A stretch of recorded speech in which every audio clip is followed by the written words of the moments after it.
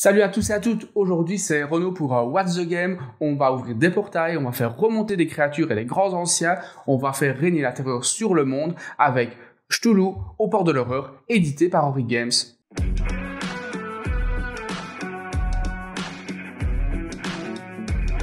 Allez, c'est parti, on ouvre des portails. En début de partie, donnez à chaque joueur son plateau individuel, ainsi que son pion marqueur de score et 10 enquêteurs, ainsi que sa carte action.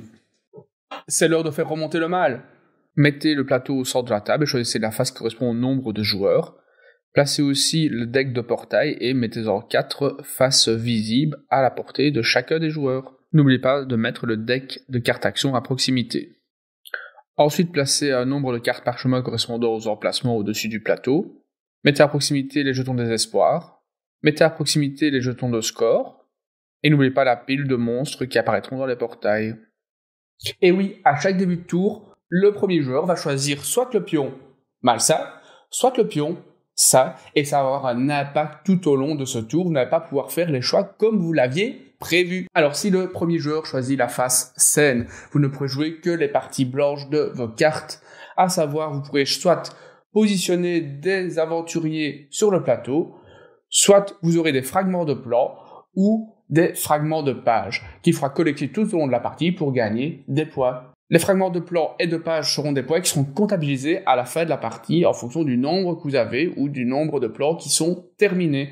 Pour ce qui est des personnages qui sont sur le plateau, on y vient dans la suite de la vidéo. Si le premier joueur prend le pion côté malsain, vous pourrez aussi faire des actions, mais elles seront différentes. Vous pourrez soit collecter des portails, super intéressant si vous voulez faire apparaître des créatures à la surface de la Terre, soit vous pourrez déplacer, interchanger des investigateurs, ou encore collecter des runes qui vous permettront de gagner des points à la fin de la partie. Lors de votre tour de jeu, vous devez jouer 2 cartes. Certaines sont à conserver et d'autres sont à défausser. À la fin de votre tour, vous piochez 2 cartes dans le deck.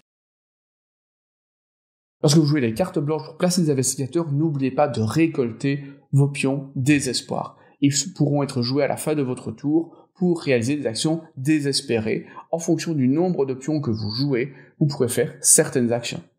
C'est le moment où un portail est en train de s'ouvrir. Vous avez réussi à récolter 5 cartes oranges pour faire apparaître le premier monstre de la partie.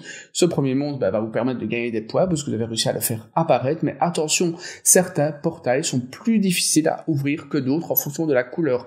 Par exemple, le portail blanc, il fera 7 cartes, alors que le portail vert, il n'en fera que 6 et 5 pour l'orange. Une fois que le portail est ouvert, n'oubliez pas, vous placez votre monstre dessus, vous marquez automatiquement les points indiqués sur la tuile. Ensuite, vous révélez une carte parchemin qui va s'appliquer automatiquement pour les prochains tours.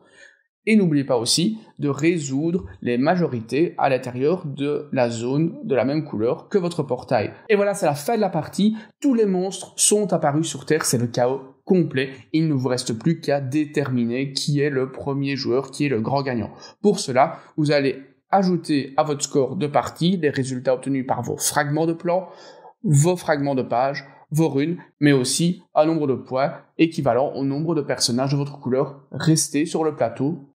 On a fait le tour de Cthulhu au port de l'horreur. Merci de nous avoir suivis. N'hésitez pas à liker, vous abonner, commenter.